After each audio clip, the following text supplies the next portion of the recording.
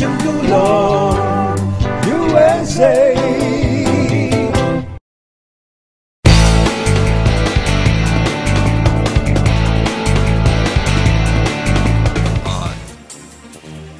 Maraming salamat mga ka-Pilipino at mga ka-OFW. Minsan pa ay muli tayo maglilingkod na pambayan mula sa ating himpilang kauna-unahan sa kasaysayan ng Facebook. Ngayon lamang magkakaroon ng ganitong uri na ang isang internet television station ay nagba-broadcast sa loob ng inyong Facebook. At ito po ay patutunayan natin sa magitan ng ating pagdidemonstrate mamaya-maya lamang. Bagamat nais ko munang kumustahin kayo, kumusta ang nakaraang Pasko, kumusta ang nakaraang bagong taon, ating binabagtas at babagtasin ngayon ang panibagong kabanata ng taong 2013. At inaasahan ko na tayo ay malusog, maganda ang ating mga panukala sa buhay at maganda ang kahinatnan ng ating mga patutunguhan. At damhin natin ang lahat ng uri ng mga pagsubok at huwag tayong tatalikod sa anumang pagsubok na ating haharapin, mga ka-Pilipino. At nais ko ring ibahagi sa inyo ang ating mga iba't ibang naging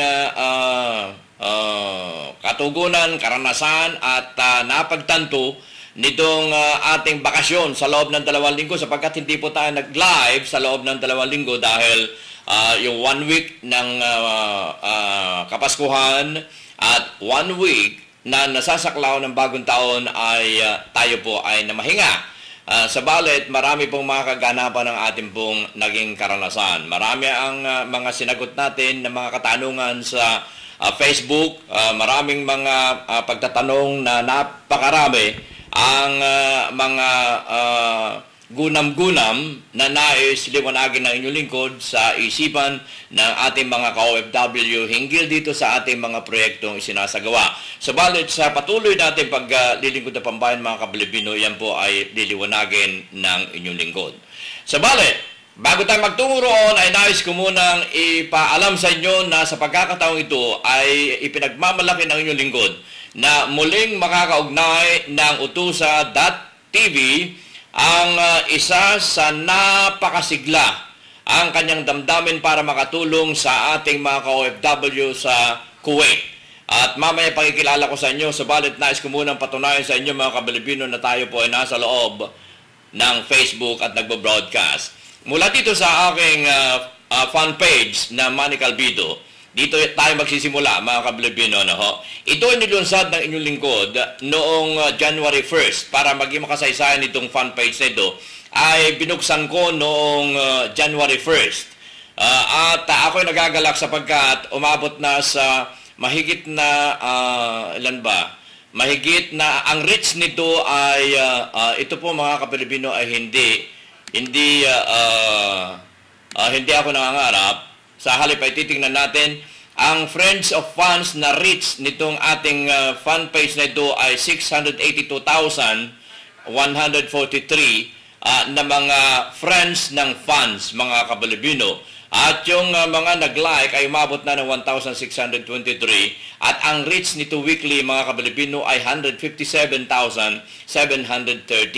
At ang people talking about it is 1,671. Mga ka-Pilipino, yan po ang report na nais kong ibahagi sa inyo.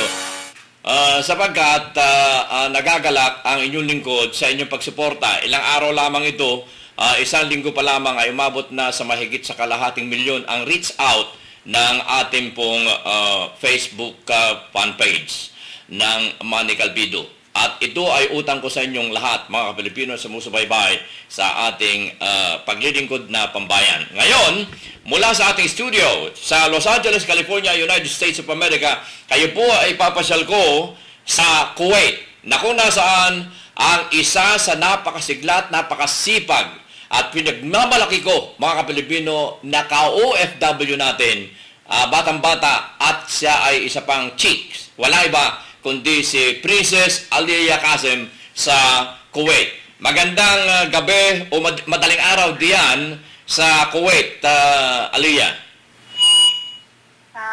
Magandang gabi, Sir Manny, at sa lahat ng mga nakikinig sa atin ngayong gabi.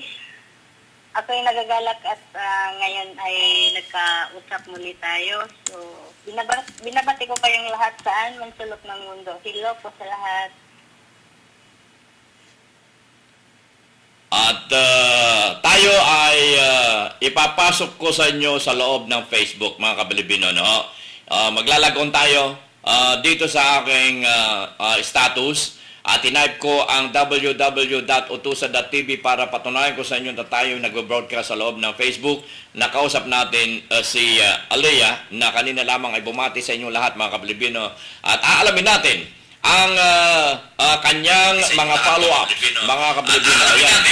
At sandali lang ha, at nagdodoble ang aking boses dito. Ayan. Mga Kabilibino, pumasok ako sa loob ng Facebook at ayan. Parang bagong paligo ako rito ha. Okay. Kumusta ka, Alea? Bago tayo magtungo doon sa mga iba pang mga kaganapan at mga follow-up at napakagandang iyong ginawang muli sa pagliligtas sa isang ka-OFW natin domestic helper, ay nice ko munang alamin kung paano mo sinelebrate ang iyong Pasko at paano mo sinelebrate ang iyong bagong taon. Nasaan ka nung Pasko at bagong taon, Alea? Hello po, nitong December po, napakasaya po sa akin kasi nakilala ko itong mga ka-OFW ko dito sa Kuwait, sila Ma'am Benisa Galila, ang president ng PGPI, OFW Movement, PGPI, si Ma'am Arsinia Batutan Landau, the Vice President of OFW Movement. Unang-una po nakilala ko sila nung doon sa kaso ni Eugene Ligad. So nag-visit sa akin itong si Ma'am Arsinia. Sabi niya, tumutulong ka rin ba sa OFW? Sabi ko, oo, isa akong migrante kahit na hindi pa sa nanunupaan. Tapos sabi niya sa akin, i-add kita, sabi niya sa OFW movement. So, nang sa ganun sabi niya, magkaisa tayong lahat. So, sabi ko, okay, sige, wala pong problema. Hello, sir. Nandiyan ka pa ba? Oh, nakikinig ako. Pinapanood ko yung retrato, yung picture mo sapagkat ini-insert namin ang mga pictures mo dito. Ayan. Napapanood ng ating mga viewers yung mga picture mo. Yung apat kayo dito, tapos inuna yung picture mo na mag-isa ka. Kaya habang nagsasalita ka, ay ini-insert namin sa TV screen ang iyong mga pictures na ipinadala sa akin. Ayan, nasa screen ng TV ngayon, yung kayong dalawa ni Lian Gilaton, hawak ang inyong mga ID. Kaya, go ahead. Habang ikaw ay nagsasalita, ipina-plug namin ang iyong mga pictures dito. Okay? Napapanood ko. Ipagpatuloy mo. Bago ko po ikwento itong dalawang kababayan natin na natulungan din namin na hindi alam ng lahat. Nais ko nang ikwento sa inyo itong mga ginagawa nitong mga ka-OFW namin kung paano sila gumagawa ng action. Saludo po ako sa kanila, saludo ako sa kanilang lahat, sa kanilang magandang hangarin dito sa Kuwait, sa mga kapwa OFW namin, na walang sawang tumutulong po, lalong-lalo na po sa mga namumuno ng OFW movement, na talagang sila yung nagbibigay inspiration sa akin ngayon kung paano tumulong. So, mayroon pong short message si Ma'am Benisa Galila, ang creator ng OFW movement for Peace, Justice, and Progress. Chapter. Ito po ang kanyang message. Good evening, co-admin Princess Alea. Ito ang short message ko. Ito po ay hiningi ko po siya sa kanya, Sir Manny. Ito po kung ano yung goal nila, kung ano yung mga message nila sa kababayan natin. Ito po ang laman. Good evening, Sir Manny Calpito. Thanks a lot to give me a chance to give a short message live in your show through Admin Princess Kasim of OFW Movement for Peace, Justice, and Progress, Kuwait Chapter. Magandang gabi mga kanayon ko dito sa Kuwait at sa mga kababayan ko. Ito lang ang masasabi ko sa inyo. Lagi na lang po tayong mag-ingat. Always pray to God. Siya lang ang ating kakampi. Habang tayo ay naninirahan sa hiram natin, lupang kinilangan at sa ngalan ng aming grupo, nandito lang po kami handang tumulong sa abot ng aming makakaya. Once again, magandang gabi Middle East. Maraming salamat. Ang message na po yun ay galing po kay Ma'am Benita Galila.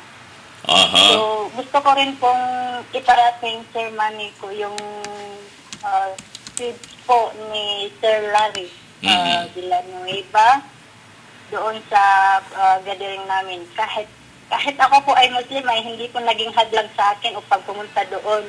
Isa lang po ang hangarin ko doon, ang makilala ko ang mga kababayan ko na tumutulong rin para sa mga dito sa Kuwait.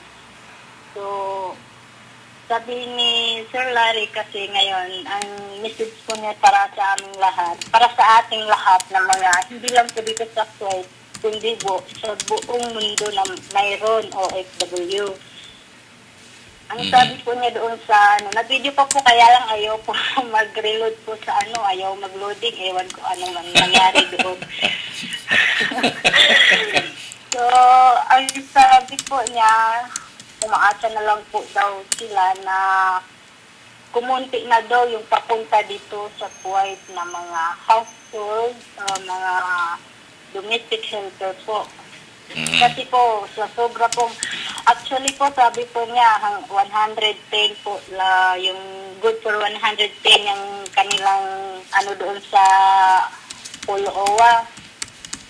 Good for 110 ang accommodation, yung pwedeng mapasok doon. So, alam mo ba kung magkano ngayon? Ilan ngayon? Magkano? Ilan ngayon ang nandoon? Ilan? Ng 200 plus run away. At ng padami na yun. Ang dami. Napakarami, Oo. Oo, everyday pa po ngayon. Kanina rin may na-receive akong message kanina na may 2 missing pa dito sa Kuwait. And that time din noong December 28, 2012 po, that time din mayroon din tinulungan si Sir Larry po. Mayroon siyang pinuntahan na siya na tumalon po sa second floor, basta lang din ng oo. Grabe. So ngayon, yan po ang mga message niya, mag-ingat kung babalik ka, magtapos ng 2 years dito, kung babalik ka, sana maging 18 na ang visa, huwag na babalik kung 20 na po ang visa. Yun po ang hiling ni Sir Larry. So, marami po silang nagbigay ng message doon, hindi ko na-take note lahat kasi nandoon nga sa cellphone ko, hindi gusto kong i-upload sa inyo sa file ninyo sa inbox, ayaw naman talaga pumasok. Hindi bale, naikukwento mo naman ang kaganapan na yan at napaka-importante na malaman namin. Dahil, first of all, hindi lamang iisa, hindi lamang sa 10, daan, kundi libo, milyon ang nagtutulungan ng mga OFW sa iba't ibang dako ng mundo, lalo riyan sa Kuwait.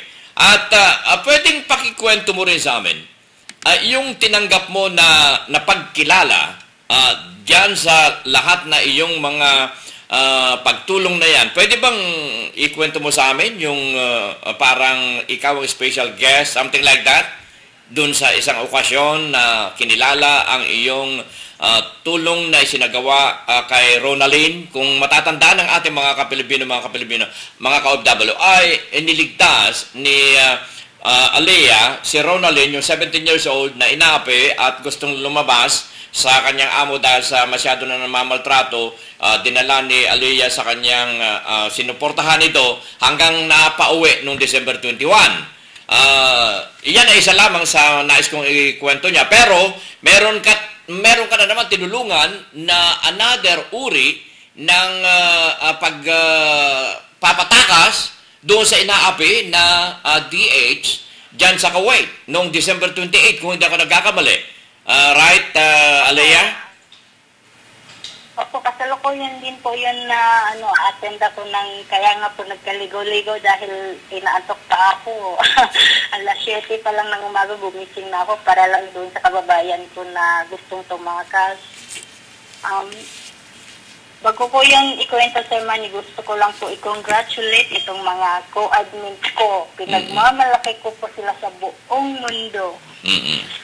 Itong OFW movement sa ngalan ng gumawa nito, si Miss Denisa Galila at kay Sir Titos po, Titos Amigos.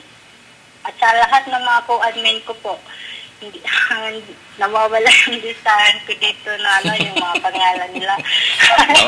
Kasi po nagka-problema kanina, nag-repair yung laptop ko kanina. So, hindi ko, ngayon din po, Sir Manny, ang dami-dami na pong nagpipiin sa akin na ganito, ganyan, ito yung mga problema namin. Hindi ko talaga yung maisa-isa i-reply kasi marami pa kaming inaasikaso. So, ngayon, magpunta tayo doon sa tinulungan ko doon sa Cristel Carbileda. Pero bago yon, yung occasion na ikaw ay pinaka-highlight o ikaw ay kinilala ang iyong pagiging isang OFW na matulungin. Kailan itong affair na yan, yung okasyon na yan? Nung December 28 po yun. Actually po, hindi pa po membro doon si Admin Leon, yung po admin ko doon sa OFW Joint Force, Migrante International. Tinawagan ko siya, sabi ko magkita tayo kasi hindi ko rin alam yung pasikot-sikot dito. So, siya yung nagdala sa akin doon sa location na yon. Dahil hindi ko naman po inaakala na talaga namang appreciated ako doon sa occasion na yun. Hindi ko rin alam na talagang maganda yung pagtanggap nila sa amin doon. Kikilalanin kami doon. Napakalaking po yun sa akin, napakalaking isang karangalan po na kilalanin yung kakayahan mo bilang ikaw, bilang ako, bilang isang OFW lamang na nagtatrabaho rin dito at tumulong po. Pinagmamalaki po ang lahat. So, ngayon po, sa oras na po yun na nung tinatanong nila kami, itong si Admin Arsinia Batudan daw, yung Vice President, hindi ko po ito makakalimutan. Siya po yung nag-guide sa akin sa lahat ng gagawin. At doon ko rin po, in-update ko yung kay Sir Larry, yung problema doon sa tinulungan ko na si Crystal. Doon kami nagkakausap na sila Sir Larry at saka sila Pris, Pris, AJ, Valenzuela. Doon po, yun po yung naging, yun po yung kwento ko doon. So, sir, magpunta na po tayo dito sa dito kay Cristel Carbileda. Yeah, okay. Ito yung tinulungan mong itinakas mula doon sa pagmamaltrato, right? Ng kanyang amo dyan sa Kuwait, right? Opo. Opo. Okay. Very interesting story. Unang-una po ito, kay po ito, dito ko nalaman kay admin po ng Tambayan o OFW International. Si admin, ano ba yung pangalan nito? Nakalimutan na ko po siya kasi ang dami nagpipin sa akin na natatabunan yung mga nila. Admin Selvia po. Mahirap po talaga yung maraming Mahirap yung masyadong sikat. Hindi naman sa sikat, sir. Masyadong... Hindi, yan ay kwan. Dahil sa hindi na pag-uusapan ang kasikatan. Sa halip, iyan ay pagkilala nila sa iyong mga pagtulong na ginagawa. Dahil isipin mo nga naman, napakalayong lugar mo, tapos itatakas mo.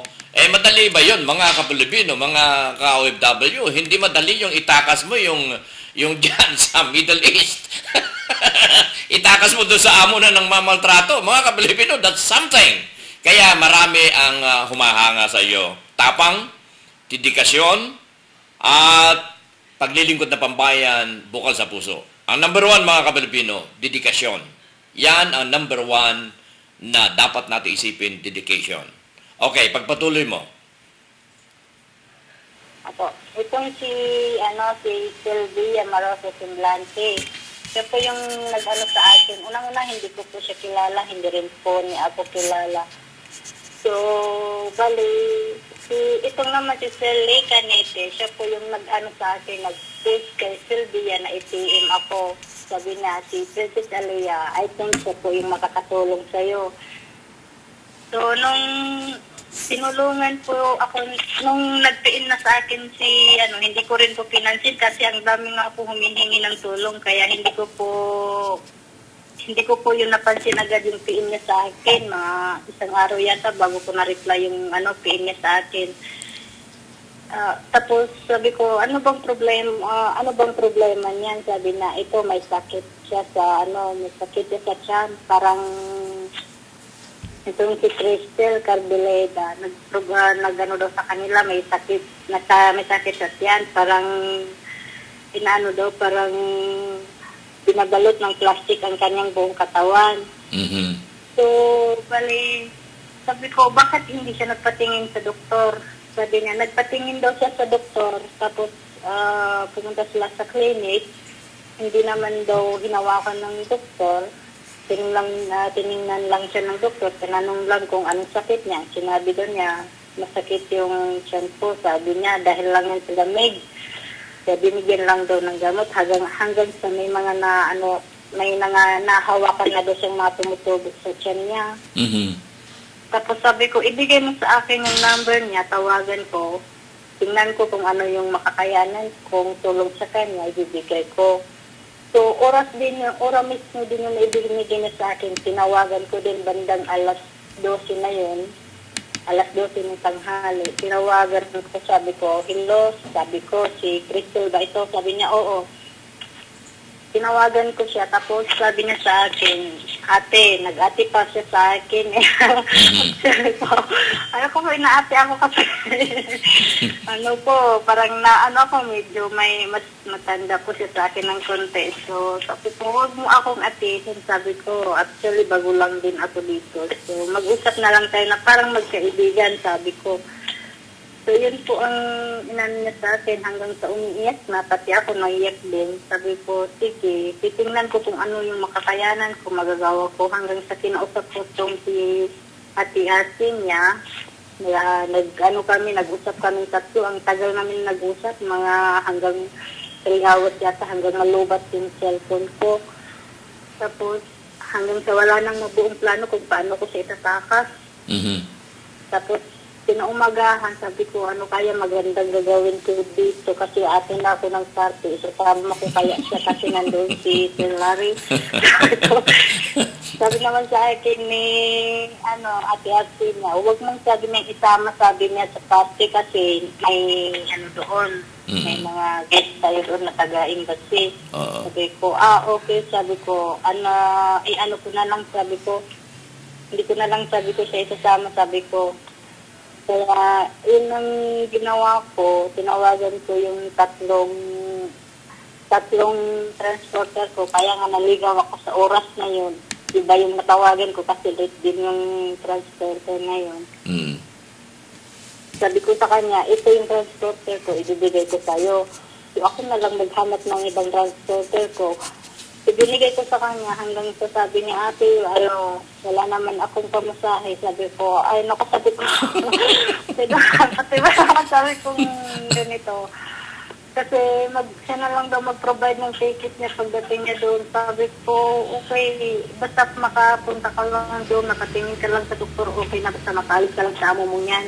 Mm-hmm. Hanggang sa yun na yung nangyari. Pinadala ko na siya doon. Sabi ko, sige, hanggang sa sinusundan ko siya sa oras na yun. Umalis din ako sa bahay sa oras na yon, mga alas 8 ng umaga. Ako na mismo sana yung kukuha sa kanya, kaya lang yung transporter ko nag-alala sa akin. Baka sabi niya, mahuli ka. Lahat tayo sabi niya, mahuhuli. Sabi niya, ikawawa ka, sabi niya. So, ngayon, nung oras na yon, sinusundan ko na lang siya. Tapos sabi ni Kuya Adel, itong transporter ko, bumalik ka na, sabi niya, sa bahay, sabi niya, magpahinga ka na, sabi niya, kasi namumutla ka na, sabi niya, na mukha ka ng na sa sakit. Ayun, pinalik na lang ako. Message ako ng message hanggang sa dumating po siya doon.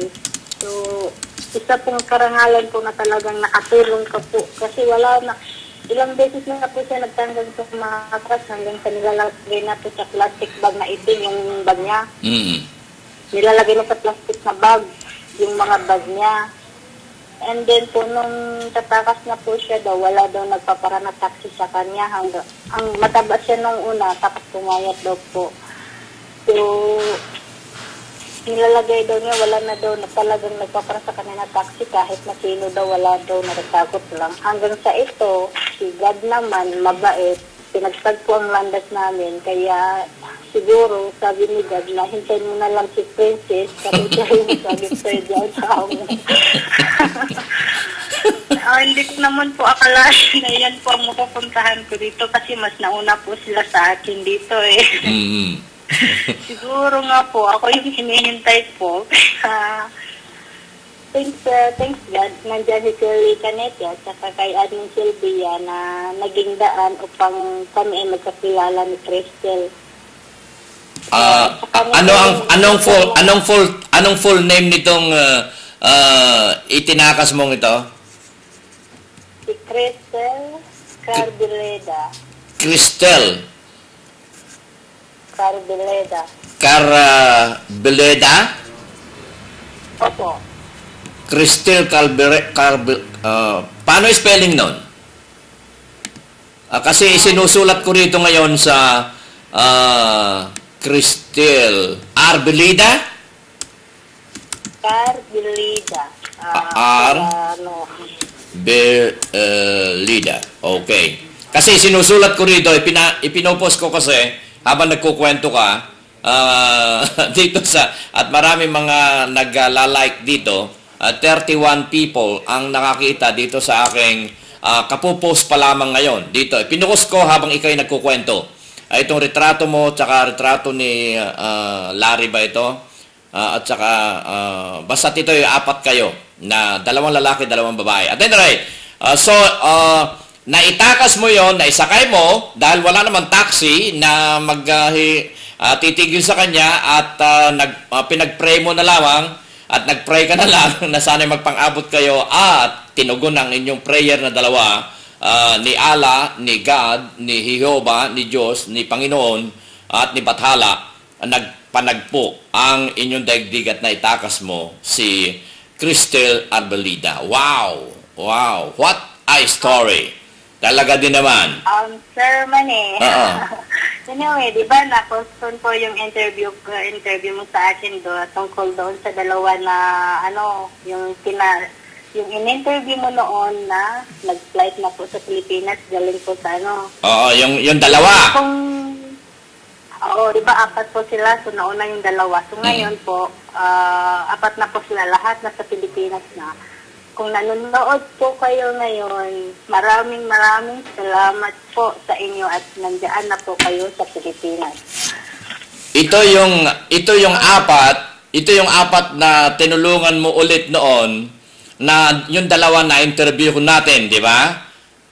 Tapos nauna yung isa, then sumunod yung isa, and then sumunod yung dalawa ulit. Right? So nakumpleto yung 4. Opo. Then, last 21 po, yung isa. Yung last 21, yung isa. Si Ronaldin ay nauna na bumiyahe, umuwi ng Isabela, right? Opo. Ito naman yung itinakas mo na minor de edad, na 17 anyos. Talaga din naman tong, ano kaya ang tawag ko sa iyo? Si Miss Takasera?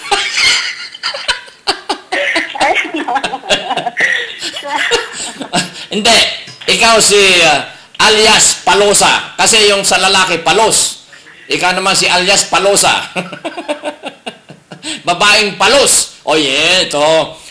Si Princess Alia Kasem alias babaeng palos. Natatawa ako, sir. Oh, dahil isipin mo, mga Kapilipino, idinadaan natin ito sa tawa. Subalit napakaseryoso ang ginagawa nitong si Princess Aliyah Qasem. Kaya natutuwa ako dahil pinagbibigyan niya ako na ma-interview sa ating himpilan. Para sa ganun ay malaman ninyo kung paano ang ginagawa ng isang nagtatrabaho sa Kuwait, isang OFW, na sa kabila ng kanyang pagiging busy, at alam niyo mga Kapilipino, ito ay luluha kayo kapag babanggitin ko sa inyo kung ano sinabi sa akin ni Princess Aliyah Qasem. At ewan ko kung pwede kong banggitin dito. Siya ay meron ding karamdaman. Ipagpaumanhin mo, Aliyah, maluluha kayo sapagkat siya ay meron ding karamdaman. Subalit nakita ninyo mga Kapilipino ang kanyang ginagawa. Nagtatrabaho, pagkatapos kung may panahon, ililigtas niya, itatakas niya yung mga dumadaing sa kanya. Saan kayo makakuha niyan mga Kapilipino? Saan kayo makakita ng ganyang uri ng isang tunay na Pilipina? Kaya ako'y nagagalak at meron tayong himpilang Utusan.tv na ipapaabot natin sa buong mundo kung gaano natin may pagmamalaki ang mga OFW. Kaya mga Kapilipino, sinong tatawad sa akin ngayon? Ang tawag ko sa mga OFW sa kasalukuyan ay OFW Generation Unique. Sino ngayon ang tututol sa akin, mga Kapilipino? Kung tututol man, kung sino man ang tututol na ang tawag natin ngayon sa OFW Generation Unique, mga Kapilipino, hindi kayo tunay na Pilipino. Sapagkat hindi nyo pinahalagahan ang 8 milyong Pilipinong nasa labas ng bansa na nagdadala ng napakalaking halaga para umunlad ang ekonomiya ng Pilipinas. Sino tututol sa inyo? Mga Kapilipino, itaas nyo ang inyong mga kamay at kayo aking kukulamin. Okay. Mama, Sir Manny. Katulad itong isa, babanggitin ko na rin dito, katulad itong isa, na kanina ay nabasa ko yung kanyang comment doon sa aking proyekto, ating proyekto na OFW $1 Factory. Ang sabi niya roon ay, alam ba ninyong ako'y minura niya doon sa Facebook? Mga Kapilipino, hindi niya nalalaman kung ano itong OFW $1 Factory. Mga Kapilipino, hindi ako nanghihingi ng $1 sa inyo. Hindi ako nanghihingi ng donasyon. Hindi ako nanghihingi ng abuloy, mga Kapilipino. Sa halip, ako ang magbibigay ng ititindig na pabrika sa Pilipinas at may pagmamalaki ko ang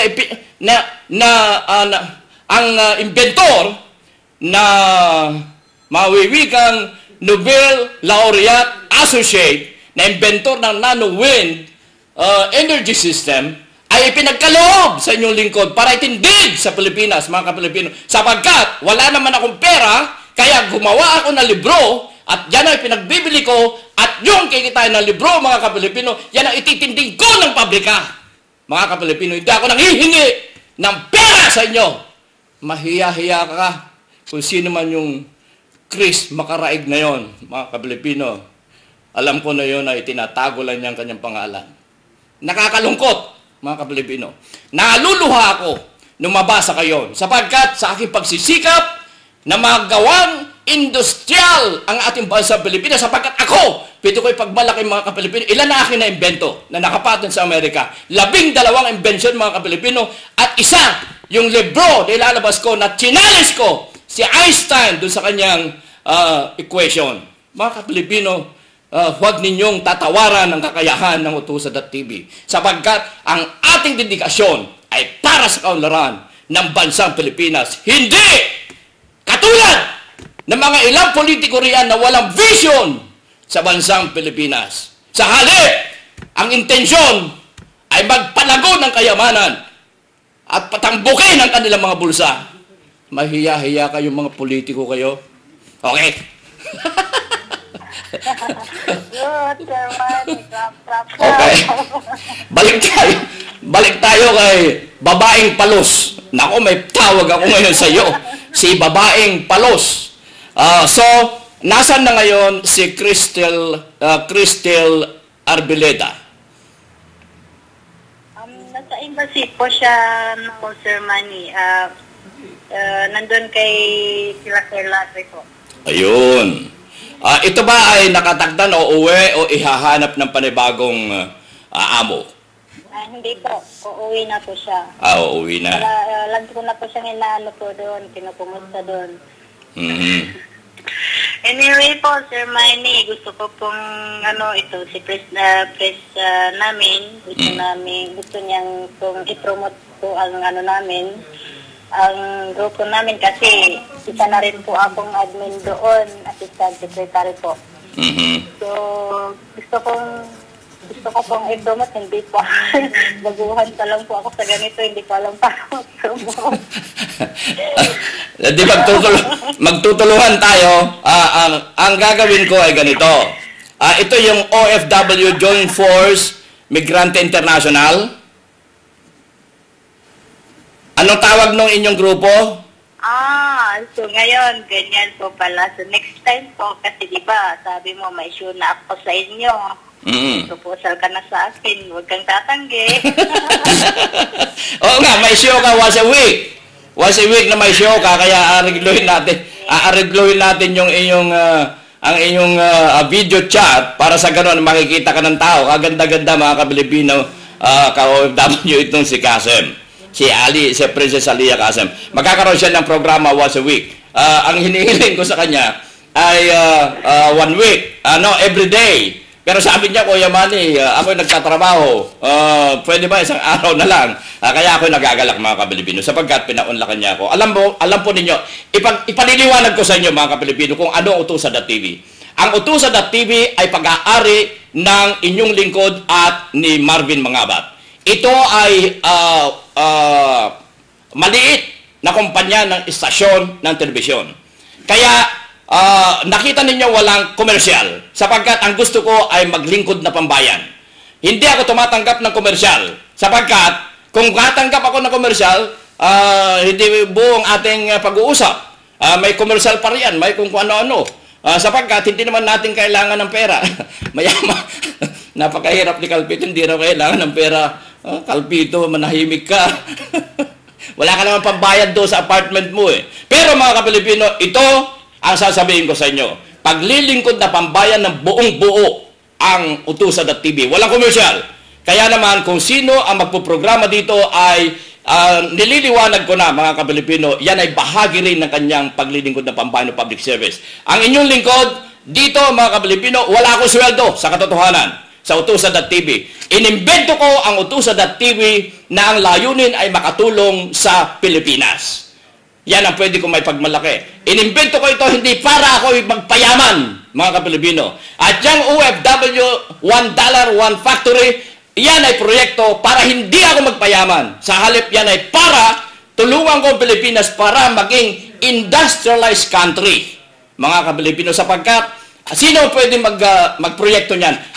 Inventor lamang o scientist o physicist. Hindi pwedeng magproyekto ang hindi nakakaintindi na imbensyon dyan sa OFW $1 Factory sapagkat ang pabrika ng titindig mga ka-Pilipino ay mula sa mga imbensyon ng mga Pilipino. Hindi tayo kukuha ng mga iba pang mga imbensyon. Ito lamang dahil sa nano-wind energy system, makabago ito kauna-unahan sa buong mundo. At ipinagkaloob sa inyong lingkod ng inventor na Nobel Laureate Associate. Yan. Kaya, kung magpo-programa si Princess Alia Kasem, yan ay public service. Yung pagpo-programa ni Super Inday, public service. Ni Rax Kelly, public service. Ni Jules Ragas, public service. Nililiwanag ko na mga ka-Pilipino sapagkat wala akong may pangsweldo sa katotohanan. Sapagkat maging ako ay walang sweldo. Nabubuhay lamang ako sa yan tinatawag na chemist. Ano yung chemist? Chemist is umaasa. Aba, sir, may natutunan na ako sa inyo. One word, chemist. Chemist ako, mga ka-Pilipino. Magaling akong chemist sapagkat inventor ako. Kaya lang, chemist is umaasa. Okay, so magbalik tayo mga ka-Pilipino. Kaya, Liliwanagin ko na, baka hindi lang sabihin mo, Kuya Manny, asan sweldo ko? Hindi nga po ako humihingi ng sweldo dito sa pagiging public service ko dito sa Kuwait kaya si Jubilin Bayobay Revilla ay public service. Si Jules Ragas, public service. Ngayon, magpa-public service din sa atin si Princess Alia Kasem. At ang inyong lingkod, public service din ang aking mga programa dito. Kaya, ang Utusan.tv, mga kapalibino, wala kayong nakikita, wala kayong napapanood ng mga komersyal. Sapagkat ito ay dedicated sa inyong lahat, dedicated sa ating bansang Pilipinas, at hindi dedicated para magpayaman. Dahil kung magpayaman, noon pa ako mayaman. Dahil, pwede kong may pagmalaki sa inyong mga kapalibino, lalo-lalo na yung Chris Macaraig na yon, na kumapwestiyon sa inyong lingkod. Ang inyong lingkod, mga kapalibino, 4 na taon, 1978 hanggang 1982, number 1 yung programa ko sa Pilipinas, ang DZRH Operation Tulong. Nung umalis ako sa programang yan, mga kapilipino, Hall of Fame na. Kaya pwede kong may pagmalaki kung sino si Calpito. Na hindi ako nagpayaman, may pagmamalaki ko yan. Ako ang isa sa mga announcer siguro na veterano sa Pilipinas, na hanggang ngayon announcer pa rin, na hindi yumaman. Pwede kong may pagmalaki yan. Sapagkat ako ay hindi pwedeng bilhin ng kahit kanino. Entiende? Okay. Ayan. Okay. Ayos! Anyway po. Sige, magpatuloy tayo. Nabanggit niyo po yung sabi niyo na may karamdaman po ako. Mm. So, hinihingi po sa inyo mga ating mga mahal na kababayan na tulungan niyo po ako magdasal na sana tuloy-tuloy na po sana gumaling po. Kayo po ang lakas ng loob ko. Sa inyo po lumalakas yung loob ko po sa yung mga kababayan ko. Anyway po, kaya ako po ginagawa itong pagtulong na ito. Hindi po ito para sa ating sarili, kundi para po sa mga gusto ko pong maging modelo po sa mga kapwa kong OFW na magkaisa po, magtulungan po. Ako po ay isang may karamdaman po. I have a tumor po. Ngayon po, total po kasi marami po nagtatanong sa inbox ko kung ano daw yung sakit ko. So, last November lang po ito na diagnosis. So, sabi ng doktor na agad naman daw. So now, total na sabi ko na rin, we hope, sana naman po hinihingi ko po yung ninyo. Naiiyak naman ako? Naiiyak naman ako? Ako ay napakalakas magsalita. Pero mababaw ang aking luha when it comes to ganyan mga sitwasyon, mga Kapilipino. Kaya basta't may narinig ako na problema, mga Kapilipino, agad kong inaakap, agad kong binibigyan ng katugunan, agad kong binibigyan ng kahulugan, sapagkat alam ko na yan ay dapat at karapat-dapat na bigyan pansin. Kaya ang damdamin ko ay madaling kilitiin. Okay, dalangin namin na kung ano man may tutulong na Utusan.tv, at dalangin namin kasama ko ang buong OFWs, buong mga Pilipino natin na iigi ng iyong karamdaman sa lalong madaling panahon. Alam mo, malaki ang naibibigay na tulong ng dalangin, ng mga magkakasamang dalangin, na maraming mga dalangin, pangmasang dalangin, na ikaw ay iigi na sa iyong karamdaman, para sa ganon ay lalong marami ang iyong matutulungan. Ano pang may dadagdag natin dito na informasyon hinggil sa kay Cristal Arbelida po. Arbelida. So, aside from Cristal Arbelida, total, nakapag-usap na rin po tayo, Sir Manny. About doon sa unang tinulungan ko po, yung pinatulog ko po dito sa ating tahanan. Actually po, medyo mahirap-hirap din po yung situation niya. Naka-11 employers na po. Wala po ng dito, pabalik-balik po. So, ngayon po, sinasabi ko na lang na magtiis na lang po siya. Inano ko po sa inyo, gusto ko pong magbigay ng mga mensahe sa aking mga kababayan na sana po, yung mga pupunta po dito, tingnan po maigi. Ito lang po yung mga technique ko po kung paano niyo po tingnan kung paano niyo kikilalanin yung yung mga employer niyo. Tal naman po rin na, naban na din po yung right sa mga domestic helper po. So, maaari din mag-open yan. So, habang maaga pa po, ito pong mga tips nito, maaaring makapagbigay tulong sa inyo or hindi. Ang sa akin lang po, sa inyo po na mga kababayan po na nandiyan sa Pilipinas, kung mag-apply po kayo, ang una-una pong tingnan ninyo ay yung profile po yung file po ng employer ninyo. Kung sila po ay, dun na po at siya, kasi dalawa po yung Arabo po, hindi po yan. Marami po kasing kaya yung iba na tinutulungan ko, tinatanong ko, anong klaseng Muslim yung mo, sabi nila Sunni. So, kapag Sunni, hindi ka talaga yan. Yan po talaga yung totoo po yung natatakot kay God. So, pakitingnan lang po yung nila. Kung sila po ay siya, nakikiusap po ako, wag na po kayong tumuloy. So, saka yung mga nandito po sa Kuwait po, yung mga tatakas po, ang may papayo ko lang po sa kanila. Kung sakali po na kayo po ay, kung dahil lamang po sa pagbubungangan, dahil lang po sa mga pagdadaldal po ng amo ninyo, naku po, tiisin nyo na lang po. Bakit po tayo nagpunta dito? Nagpunta po tayo dito para magtrabaho. Hindi ko po kayo pinapagalitan, ha? Nagpunta tayo dito para magtrabaho, hindi para mag-tour. Nagpunta tayo dito, we sign a contract 2 years.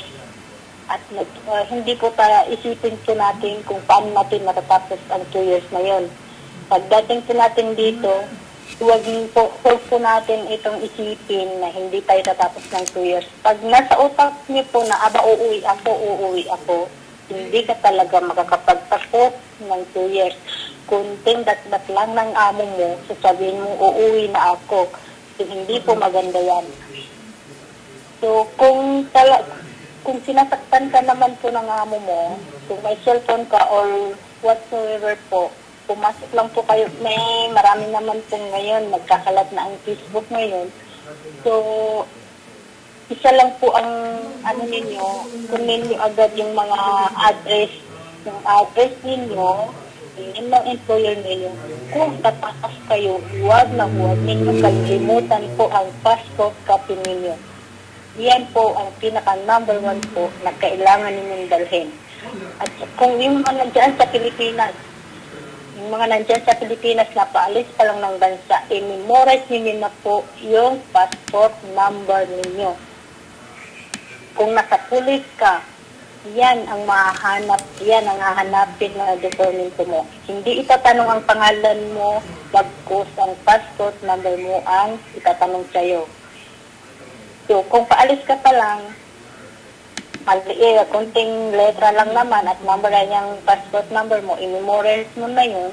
Kung ikaw ay tatakas lang.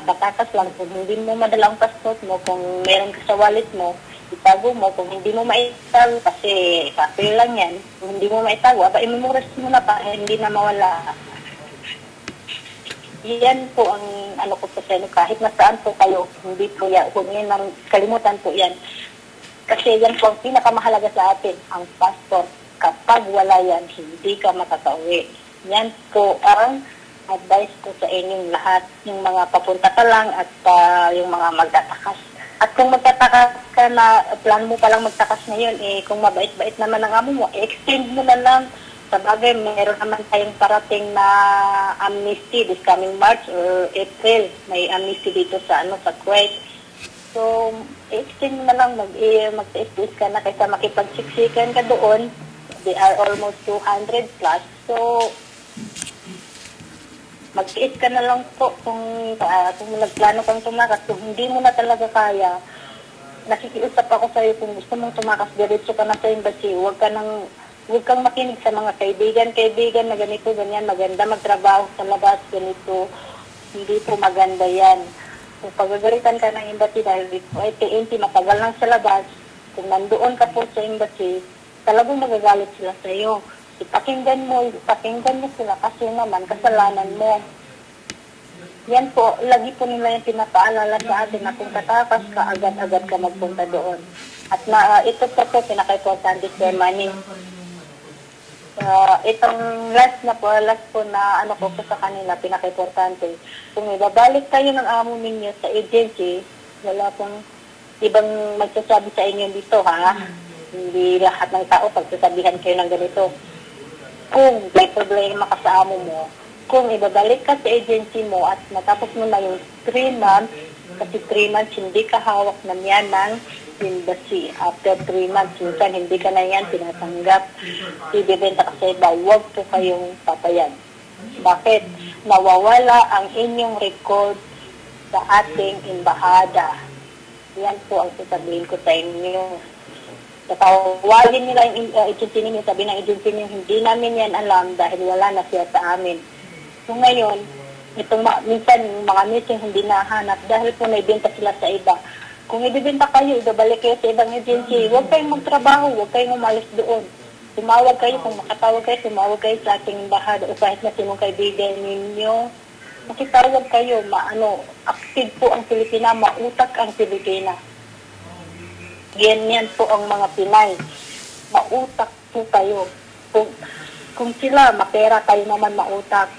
Kaya yan pang tandaan natin, kailangan natin ng presence of mind pag nandito tayo sa Middle East.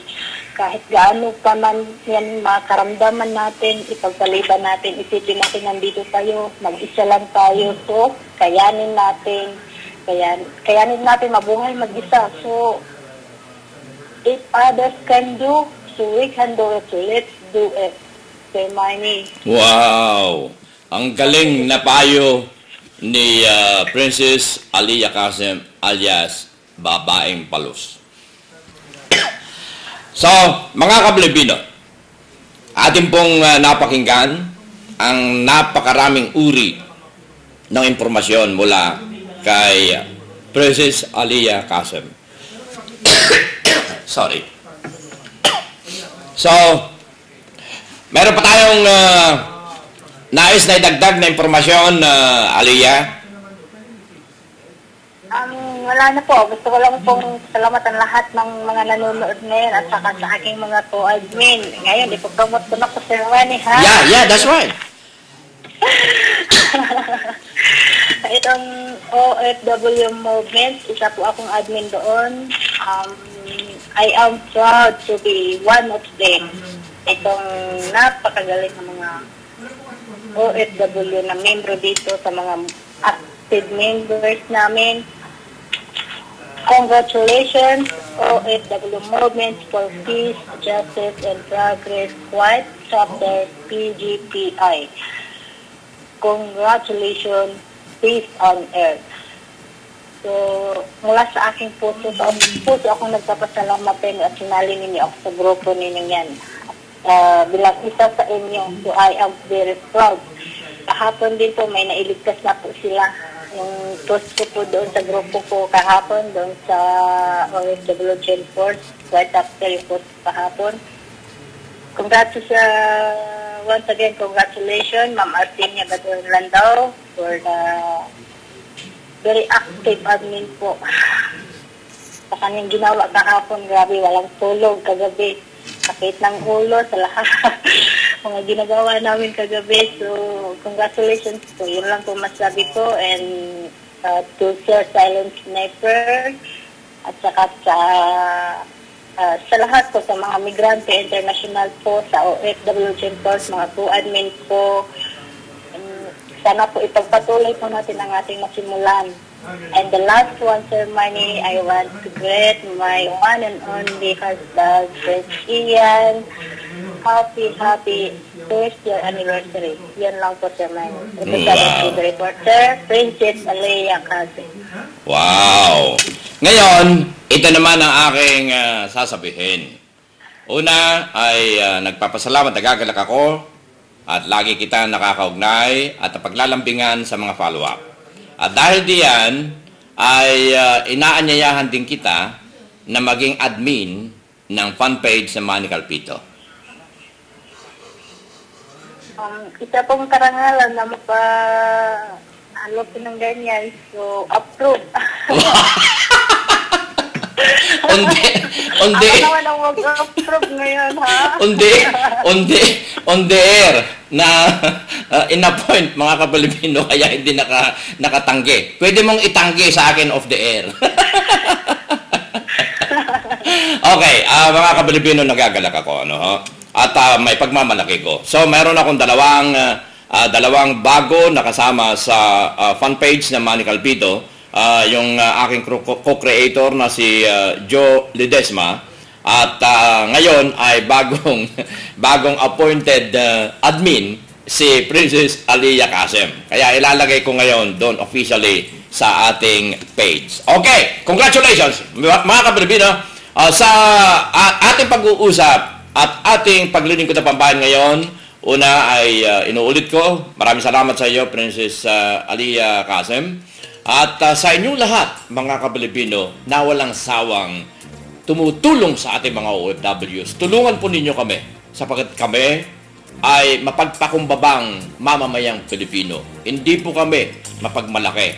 Sa halip, kami ay naglilingkuran sa inyo at iklubtuhod kami ng mga OFWs, mga Kapilipino. Kaya unawain ninyo kami, alalayan nyo kami, mahalin nyo kami sapagkat kayo ay mahal namin, bansang Pilipinas. Ang inyong kagapay sa hirap at ginhawa, ang inyong Kuya Manny Calpito po nag-iiwan ng pagkain kaisipan.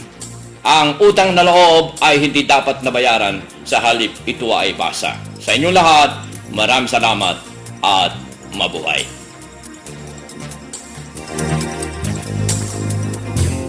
Operation Tulong USA.